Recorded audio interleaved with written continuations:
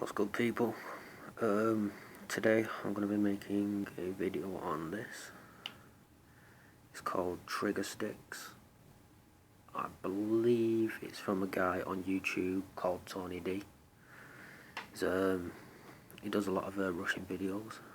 It's this. Sorry, I'm using my phone camera. Now what this is for is it goes onto your trigger and it creates a higher elevation, which what in theory it does is a higher elevation means you can pull the trigger back easier. It's a lot more sensitive, so you'll be able to get better detail with it. Now, I got this from a company called Shirtweights. I believe he's contracted these people to make this product, and they've done a good job at it. You really can't see the quality on this camera, see when it's with phone, but it is really good quality. It also came packed in this little thing here, and this box, which I can show you. This packaging all for that one little thing, so I'll give them credit for that. So what I'll do is I'll put it on my airbrush and then I'll show you what it looks like, and then if I can I'll show you how it works. If I can find somewhere to put my phone to record it, then I'll do that. Right, so I'll be back in 1 minute. So here it is on the airbrush. As you can see, it just slips onto the trigger. Now I'd advise you take the trigger out first before you do this, just to make sure you don't bend your needle or do any damage. But it literally takes less than like 30 seconds. All you gotta do is take your needle out, your trigger off, put it on your trigger, trigger back in, needle in, job's a good one. Takes no time at all. Now what it does, as you can see, is the elevation of the trigger now is a lot higher, which means with your hand, as you can see, I'm literally just pulling back a little bit and you can see the trigger moving. Now this helps with accuracy and comfort. Also, as you see, when I pull it all the way back, the trigger doesn't go all the way back. But that's not a bad thing, because I've never had to pull the trigger all the way back ever. When I've been airbrushing, it's never needed to happen. I don't know about you, but that's just me. And the only time you ever do really pull it back is if you've got, you know, a blockage. And even then, that'll get rid of the blockage. It's not a big deal. Now, before getting this, I already knew about the science of, you know,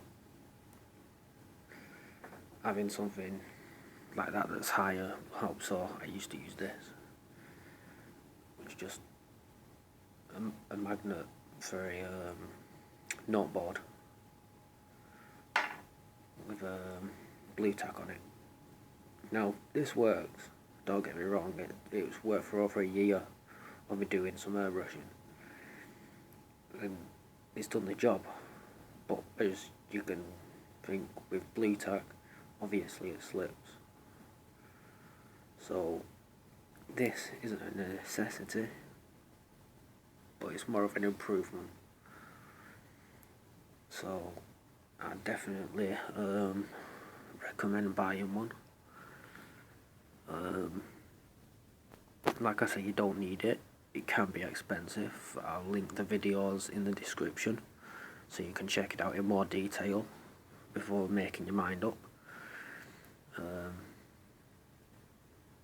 Yeah, so if I can set my phone up, I'll record it in action. If I can't, then this will be the end of the video. Yeah, so hope you have a good day. So here we are, I've got some paper, as you can see. There it is. I'm just going to do some basic lines, some dots, show you how it works. It's going to be difficult because obviously I've got a phone in this hand, a brush in this hand. Looks like everything's working proper. Let's give it a try.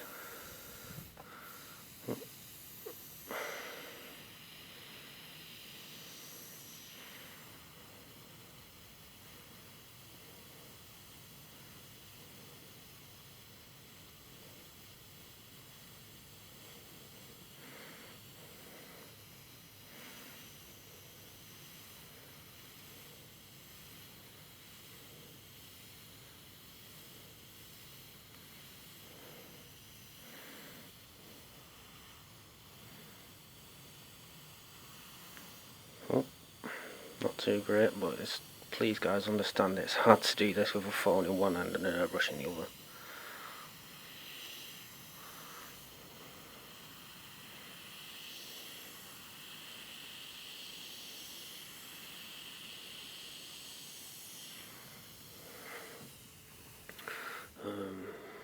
You know, just basic stuff like that, just nothing special.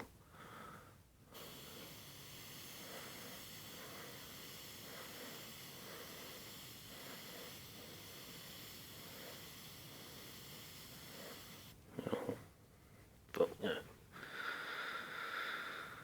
just basic things. See the smallest line I can do.